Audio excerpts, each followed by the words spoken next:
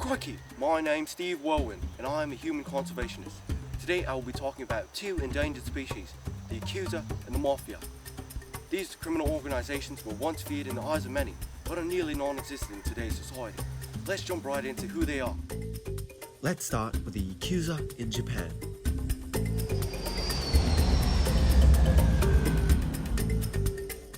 The Yakuza are 1,000 years old. They're outcasts who were seen as unclean by society. Their name is even a metaphor for their worthlessness in society. In 1603, they began to find profit and unity through crime. Starting off as illegal gamblers, the Yakuza began to dominate other businesses like the drug trade and extortion. You can identify a Yakuza member because they are covered in full-body tattoos. You can also see that they have a missing pinky because they cut it off when they dishonor their boss. However, they aren't always bad.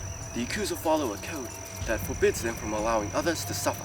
For example, during the 2011 tsunami, they provided housing and food for those in need. Still, they are ruthless criminals, and in 2007 they murdered a Japanese mayor who refused to play ball with the Yakuza boss.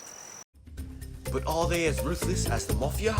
Let's find out in our next destination. Younger than the Yakuza, the American Mafia are a subspecies of the Sicilian Mafia in Italy. Migrating to New York and Chicago, these criminals evolved and based their business around selling alcohol, which was illegal in the 1920s. The Mafia were also far more brutal than the Yakuza. They used weapons like the famous Thompson machine gun and the classic baseball bat. Because of this, they were perfect for Hollywood movies, and iconic names like Al Capone were known around the country. One of their most infamous crimes were committed by Al Capone and his gang. Known as the St. Valentine's Day Massacre, Al Capone's gang were dealing with an Irish gang up north.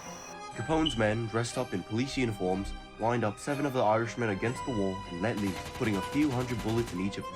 What a bloody sight, mate. Sadly, we won't see any more Yakuza or Mafia walking around in today's society. After anti-gang laws were passed in the 1990s, these groups diminished. The Mafia had around 24 crime families and around 5,000 members. Only the 5 major families remain in New York with a little over 3,000 members. The Yakuza had it even worse. Before these laws, the Yakuza had 3,000 to 5,000 crime families and 85,000 members. Now, only 2,000 to 3,000 crime families are left with next to no members. Now, I don't know about you, mate, but I'm absolutely fascinated by these societies. In my entire career, these two species are by far the most exciting I've ever seen. And there's a lot more to learn about them if you'd like. But for now, I'm Steve Whirlwind, signing off.